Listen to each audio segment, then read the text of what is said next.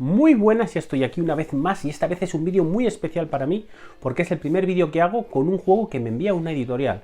Sí, chavales, una editorial me ha enviado un juego, deben no haber visto nada de lo que yo hago. El juego del que os hablo es Set a Watch, ¿vale? De Bumblebee Interactive, que ya se hacía cargo de distribución videojuegos, sobre todo de Switch y cosas de estas, y ahora se han metido de lleno con los juegos de mesa con 4 o 5 lanzamientos muy potentes. Yo estaba muy interesado en este Set a Watch porque es un juego para un jugador cooperativo. Se puede jugar hasta 4 y me interesaba un montón. Aparte me llama mucho la atención por el tamaño tan pequeñito que tiene. Sabéis que me gusta mucho este tipo de juegos, ocupa muy poco espacio y que dan mucho juego. Y tiene unas ganas terribles de tenerlo, así que cuando me lo enviaron me hizo una ilusión terrible. Eso sí, os digo, no va a influenciar para nada en mi opinión sobre este juego, ¿vale? Lo que hay que destacar de este juego es una maravillosa edición, la edición esta deluxe, que simplemente es la edición normal que ya había, simplemente que ha traído muchos más extras de lo que tenía. Nuevos enemigos, varios personajes más y algún upgrade de componentes que está bastante bien. Lo más destacable de este juego, sobre todo, es lo primero que llama la atención, es la cajita. ¡Ay, qué bien! La propia cajita es el tablero sobre el que jugamos, ¿vale? Y hace que sea súper compacto. Puedes abrir, cerrar, jugar y disfrutar.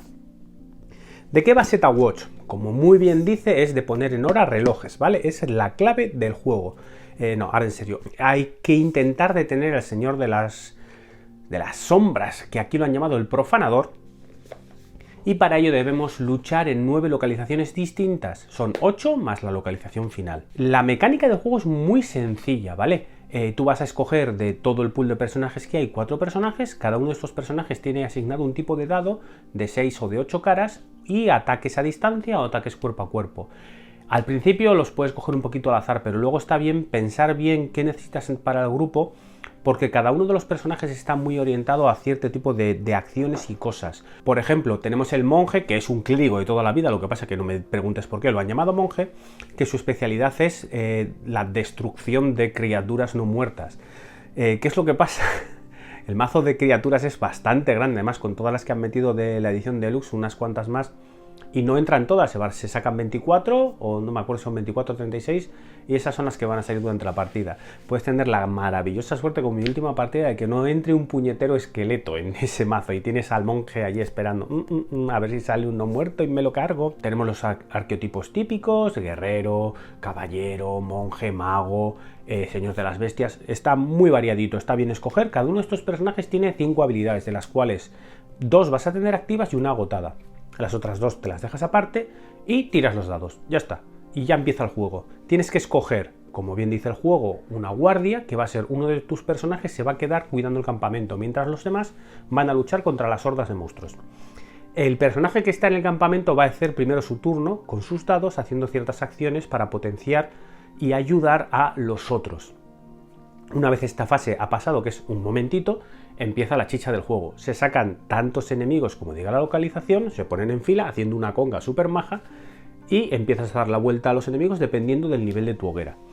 Y aquí empieza el problema, ¿vale? Porque hay muchos enemigos, muchísimos enemigos. Vienen como si fuera esto las rebajas de fin de curso. Es una locura la cantidad de filas de enemigos que te pueden salir. Y muchas de las habilidades bestias que tienen tus personajes añaden. Es decir, pues matas 2 criaturas pero añades otra. O coges una y la pones al final. Es muy interesante porque estas criaturas suelen tener habilidades de al mostrarse o al llegar a primera fila. Cuando llegan a primera fila esas habilidades suelen ser muy bestias, entonces tienes que intentar matarlos antes de que lleguen. Pero si has descuidado la fase de campamento y tu hoguera es muy pequeña, no vas a ver los enemigos hasta que los tengas enfrente. Entonces tienes que tener una gestión muy buena, porque normalmente lo primero es el que peor tirada ha sacado, que se quede en el campamento. Ya, pero si tienes muy malas tiradas no vas a poder hacer esas acciones tan interesantes que tanto te van a ayudar y luego igual te quedas corto. Finalmente el juego simplemente es, tú puedes usar tus dados como un valor para hacer tanto daño como ese valor al enemigo o para activar una habilidad sin importar su valor. Adicionalmente tú puedes agotar una habilidad para usarla después de haberle puesto un dado o para usarla sin dado. ¿Qué pasa? Las habilidades agotadas no se recuperan de ninguna forma, solo las puedes recuperar si ese personaje decide descansar y solo recupera una de ellas.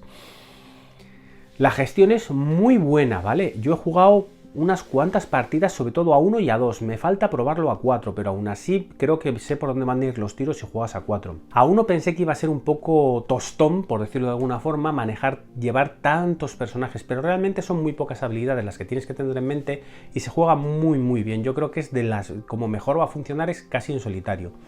A 2 va muy bien, cada uno lleva 2 personajes, uno de los personajes se va del campamento y los otros pues te los vas repartiendo. El problema que le puedo ver yo a este juego es que puede tener, y creo que de hecho tendrá, un efecto líder brutal, ¿de acuerdo? Sobre todo en partidas a 4 en las que cada uno va a jugar un personaje, me da la impresión de que el que más lleve jugadas va a estar dirigiendo lo que tiene que hacer cada uno y puede que ciertos personajes se queden un poquito, pues vale, pues pongo porque me ha dicho que mate. Como siempre, este tipo de juegos depende mucho de la gente con la que juegues y si son dados a hacer de líder y encargarse de llevar todo, como puede pasar en un Pandemic, que si juegas con alguien que te va a decir todo lo que tienes que hacer, el juego te parece un tostón terrible, pero el juego no es malo. Pero nosotros lo que solemos hacer es el que se queda en el campamento, sus acciones, el resto no pueden interferir con él, ya que se supone que se ha separado del grupo. Entonces él tiene que tomar sus decisiones y si no está tomando las decisiones que tú crees que son las que tendría que hacer, pues te aguantas y te muerdes las uñas. El juego tiene una dificultad que voy a calificar como extraña, ¿de acuerdo? Porque, como os digo, son 8 enfrentamientos más un enfrentamiento final. Estos enfrentamientos son difíciles, pero se superan, ¿de acuerdo? Tú vas viendo que vas pasando. Llega el primero, la primera vez normalmente no tienes ningún problema, no te entra daño, apenas tienes que agotar. Pero son 7 enfrentamientos hasta el enfrentamiento final. Es una guerra de desgaste terrible, pero es una guerra de desgaste que no te estás dando cuenta realmente. Porque tú ves que pasas. Llego, los he matado a todos, apenas se añaden enemigos a la horda. No está mal. Pasas. Llegas a la última, llegas al enfrentamiento final y es darse contra un muro en la nariz de decir, es imposible. No hay forma de superar esto, porque tiene una mecánica muy interesante, ya que todos los enemigos con los que no hayas podido matar de cada una de las filas se añaden al enfrentamiento final. Entonces, cuando tú saques el enfrentamiento final, que suelen ser bastante gordos con 12, 14 enemigos, tienes que añadir todos los que se te han ido añadiendo en la horda y puedes tener una fila de 20 y ves que no llegas, que es imposible, literalmente imposible superar ese último enfrentamiento. Te das con el muro en la cabeza, recoges juego, te quedas con ese mal sabor de boca de joder.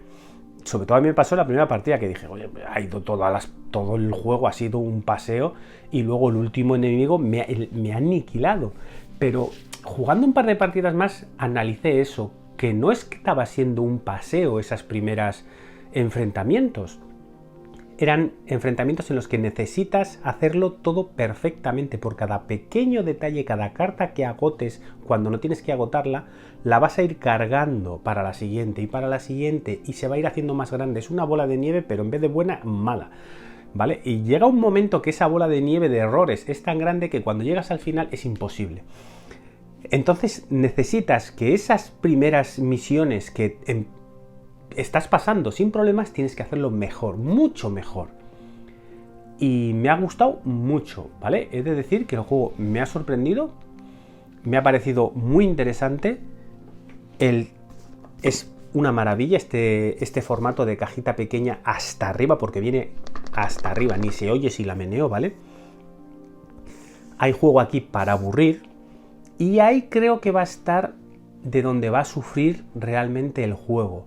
No he podido jugar tantas partidas como me hubiera gustado, creo que llevo 7, 8 partidas. Por ahora no tengo problema, pero me da la impresión de que este juego a la larga puede llegar a ser un poquito repetitivo. Porque finalmente es, saco cartas, gestiono, se acabó. Y es hacer 7 veces eso, ¿de acuerdo? Hubiera estado interesante alternar entre estas 7 misiones alguna distinta que te diera alguna otra opción, aunque sea de descanso o poder intentar hacer una misión para ganar nuevos poderes. Creo que puede ser su punto débil. Aún así, con el precio que tiene, el formato, la caja esta la metes en cualquier lado, no te va a ocupar espacio, y el montón de partidas que le vas a dar me parece muy recomendable, ¿vale? Echarle un ojo si podéis, y yo creo que os va a gustar si os gustan los retos en solitario sobre todo, ¿vale? A dos, bueno, Zeta Watch de Bumblebee, un ojo con esta distribuidora y a ver con qué más nos sorprende. Por ahora este producto maravilloso, no lo dudéis.